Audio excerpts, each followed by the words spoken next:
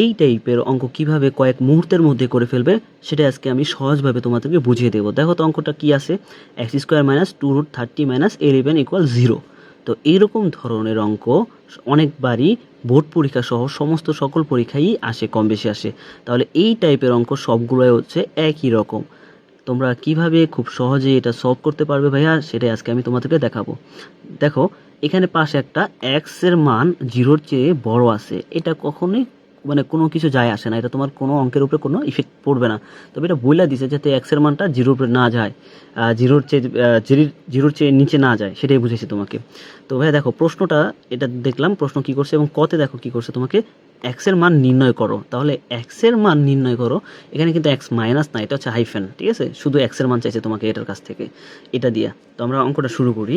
তো এখন তোমরা দেখো যেটার থেকে আমরা কি, এখান থেকে আমাদের কিন্তু এক্স এর মান বের করতে হবে, শুধু এক্স এর মান। তাহলে আমরা কি করতে পারি, আমরা এই যে 2 মাইনাস 2√30 আর মাইনাস 11 আমরা ওই পাশে পাঠাই দিতে পারি। তাহলে আমরা লিখি বা এই পাশে রাখবো কে, এই পাশে এক্স স্কোয়ারকে রাখবো এবং ওই পাশে পাঠাই দিব মাইনাস 2√30 এবং মাইনাস 11। এই দুজনকে ওই পাশে পাঠাই দিলে দুজন কি হয়ে যাবে, মাইনাসের আছে ওই পাশে গেলে কি হয়ে যাবে ভাইয়া, প্লাসের। জানো না সাইড সমান চিহ্নের সাইড চেঞ্জ হলে পাশাপাশি হচ্ছে চিহ্ন পরিবর্তন হয়ে যায়, প্লাস থাকলে মাইনাস, মাইনাস থাকলে প্লাস।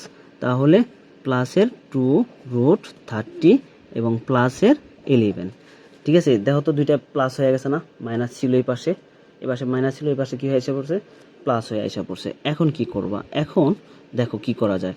এক্স স্কোয়ার সমান সমান এটার ভিতরে কি আছে, এই রুটের ভিতরে কি আছে দেখো তো, রুটের ভিতরে আছে 30। এই 30কে যদি ভাইয়া ভাঙাও তুমি, এমন দুইটা সংখ্যা আনবা সেই যে দুইটার সংখ্যার বিয়োগফল হচ্ছে 1। কথাটা মাথায় কি ঢুকছে?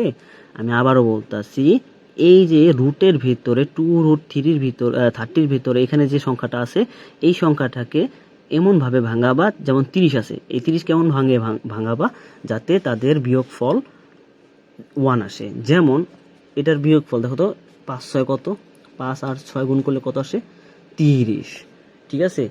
6-এর থেকে 5 বিয়োগ করলে 1 আসে। তাহলে আমাদের এই সংখ্যা দুইটাই লাগবে এবং এই সংখ্যা দুটো যোগ করলে তোমরা খেয়াল করো, দেখতে পাবা যে এই দুইটা যোগফল হচ্ছে এই যে 11-র সমান। দেখো 5 আর 6 যোগ করলে কত আসে, 11 আসে। তো এটা সমান। তাহলে তোমরা এখন কি করবা, এই 11কে ভাঙাবা। 11কে কি ভাগে ভাঙাবা, 6 আর 5 দিয়ে, কারণ 6 আর 5 হয়ে গেল কি 11।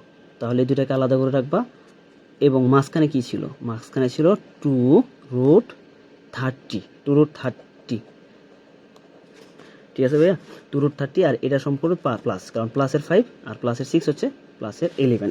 বা পরের লাইন দেখো, এক্স স্কোয়ার সমান সমান এখানে 6 আছে, 6কে কি লেখা যায়, 6কে আমরা রুট বানাবো, √6 হোল স্কোয়ার লিখতে পারি না? তারপর প্লাস 2, এই √30কে ভাঙাবো √6 ইন্টু √5। তোমরা কি বুঝতে পারছো যে √6 √5 কিভাবে হলো? দেখো তো গুণ করলে √6 এর সাথে √5 গুণ করলে কি আছে, 5 6 30 প্লাস, আর এই 5কে আমরা বানাবো √5 এবং √5 বানানোর জন্য এটার উপরে কি করবো, একটা স্কোয়ার করবো। একটু খেয়াল করো ভাইয়া, দেখো তো এখানে কি হয়েছে ঘটনা, a square plus 2ab plus b square. মনে পড়ে কোনো কিছু? দেখো তো কোনো সূত্র মিলছে কিনা, a square plus 2ab plus b square, এটা কার সূত্র? অবশ্যই a প্লাস b হোল স্কোয়ারের সূত্র, তাই না ভাইয়া? এটার মতো লাগে না, a square plus 2ab plus b square, এটা কার সূত্র? সমান সমান a plus b whole square সূত্র, তাই না ভাইয়া?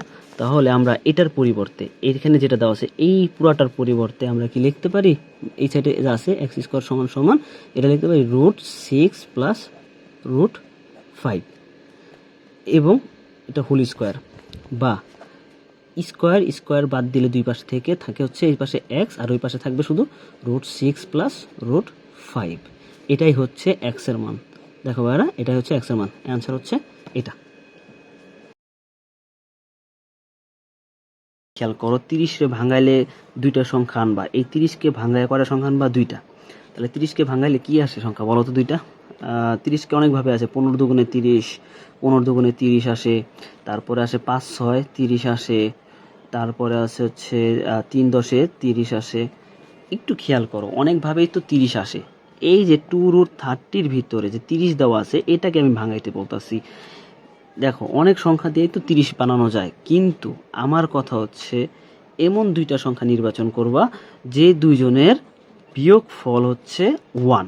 আমি আবারও বলতাছি, এমন দুইটা সংখ্যা বের করবা এটার থেকে যে দুইজনের সংখ্যার বিয়োগফল হচ্ছে 1 আসবো। এখানে একটু খেয়াল করো, তুমি 13 3.30 হয়, আবার 15 দুগুণেও 30 হয়, আবার 5 6ও 30 হয়, কিন্তু দেখো তো 3 থেকে 10 বা 10 থেকে 3 বাদ দিলে 30 কত থাকে 7, আবার 15 থেকে 2 বাদ দিলে থাকে হচ্ছে 13। এইবার দেখো তো 6 থেকে 5 বিয়োগ করলে কত থাকে 1। সবসময় মনে রাখবা যে 1 আনতে হবে, বিয়োগফল 1 আনলেই তাহলে মিলে গেল। তাহলে সংখ্যা দুইটা কি হলো 5 আর 6। তুমি ভাইয়া খেয়াল করো এই 5 6 যোগ করলে কি আসে, দেখো যোগ করলে হচ্ছে 11 আসে। তাহলে সংখ্যা দুইটা হবে বিয়োগফল 1 আর যোগ করলে এখানে যে সংখ্যাটা থাকবে সেটা।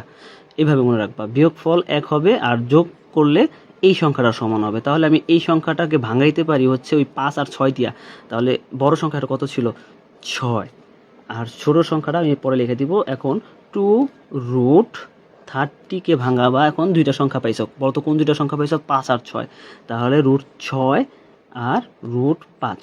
দেখো তো ভাইয়া √6 আর √5 এর সাথে গুণ করলে কি আসে √30, √30। তাহলে প্লাস এখানে 6 লিখছো, 11 থেকে 6 লিখছো, আর থাকে কত বাকি 5 থাকে। বা আমরা একটু দেখি x² এর পাশে যা আছে তাই থাকবো। এখানে 6 আর 5 এটার মধ্যে আমি একটা রুট আনবো ভাইয়া। রুট আনতে গেলে কি হয়, মানে √6 যদি লিখি, কিন্তু আসিল কত 6, কিন্তু √6 আর শুধু 6 কি এক হয়েছে না, এক করার জন্য আমি এটাকে একটা স্কোয়ার করে দিব। দেখো তো √6 এর স্কোয়ার কত 6, রুট এর স্কোয়ার কাটা গেলে কি থাকতো 6, মানে এটাই থাকলো, জাস্ট আমরা একটা রুট আনলাম আর স্কোয়ার করলাম। প্লাস 2√6 ইন্টু √5 প্লাস, ঠিক একইভাবে 5কে আমরা রুট করে ফেলবো।